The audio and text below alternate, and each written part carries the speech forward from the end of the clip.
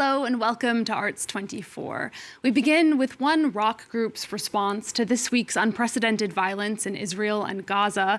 At a concert in Las Vegas this week, U2 changed the lyrics to their song Pride in the Name of Love to honor the victims of the assault at the Supernova Desert Dance Festival. Bono said they were, quote, our kind of people, music people. The 1984 song is originally dedicated to civil rights icon Dr. Martin Luther King Jr. Let's take a listen to frontman Bono and hear a short clip. In the light of what's happened in Israel and Gaza, a song about non-violence seems somewhat ridiculous, even laughable, but our prayers have always been for peace and for non-violence. So early morning, October 7th, as the sun is rising in the desert sky, stars of David, they took your life, but they could not take your pride. Could not take your pride. Meanwhile, here in Paris, the Arab World Institute has postponed a series of events scheduled for this weekend as part of the ongoing exhibition, What Palestine Brings to the World. The institution said they made that decision in light of the recent tragic events, both out of respect for victims and for logistical reasons, with some artists unable to leave the Palestinian territories. The postponed events included a discussion around the creation of the State of Israel and an electronic music concert. The exhibition itself does remain open. It explores Palestine's history and Palestinian identity as a people in exile. Next, to the film adaptation of a book that sparked a major debate here in France about abuse of power. Consent, written by Vanessa Springora, is a chilling memoir of her relationship as a 14-year-old with an influential and much older writer, Gabrielle Matzneff. In the film, Springora is played by 23-year-old actress Kim Hee-jlang in her first major role. My colleague Louise Dupont sat down with both her and the film's director, Vanessa Filho. Here's an excerpt from their conversation and a preview of the film. La lecture d'un livre peut changer le cours d'une vie. C'est pour ça qu'il est capital de rencontrer ses maîtres le plus tôt possible, quand l'esprit se forme. Qui as-tu déjà rencontré ou admiré, toi, Vanessa? J'ai lu le consentement et j'ai I read Consent, and I was completely overcome by the story, by the precision in her writing, and the questioning that runs throughout her book. And the desire to make it into a film became immediately essential to me. It's true that it was a particular filming experience.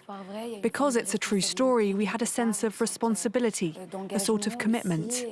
There was, as Vanessa often said, a desire to never misrepresent. So we worked very hard on the truth of our emotions.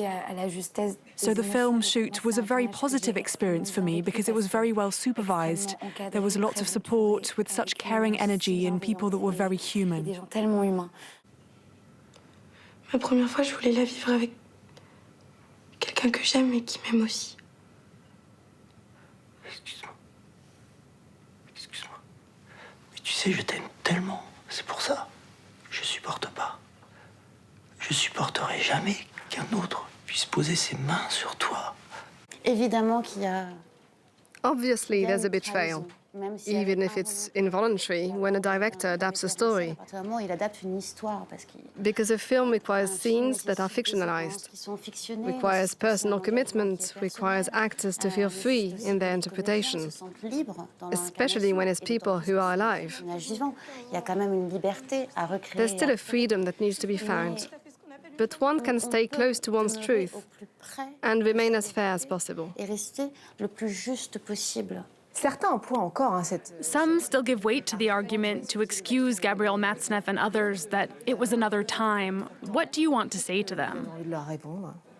It's a little too easy to say it was another time, as if there was a much better world afterwards.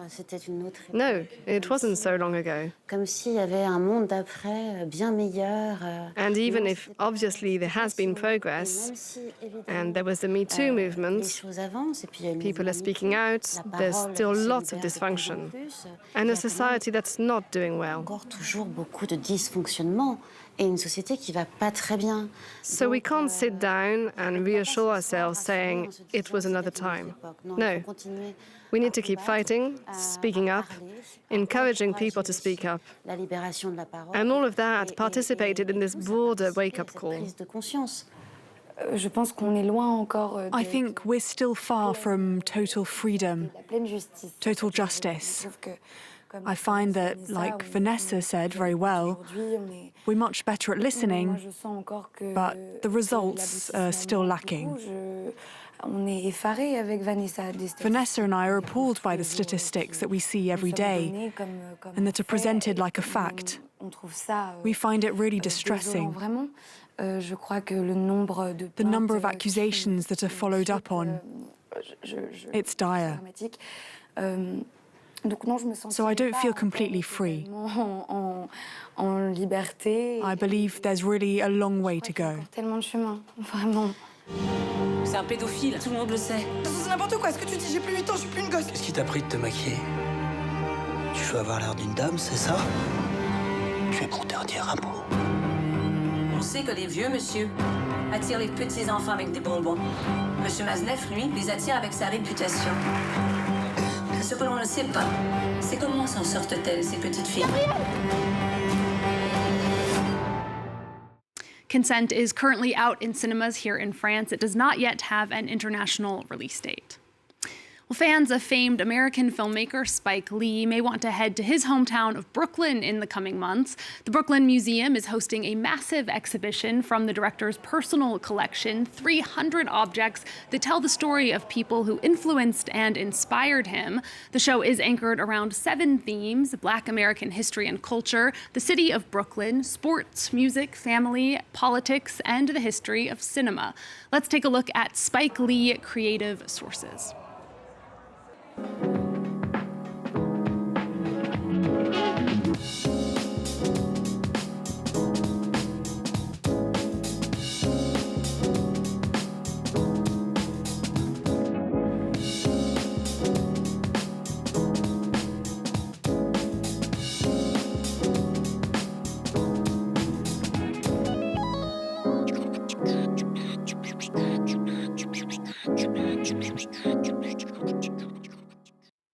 Well, artists, gallerists, and other figures of the contemporary art world are converging in London's Regent's Park for the 20th anniversary of the Frieze Art Fair.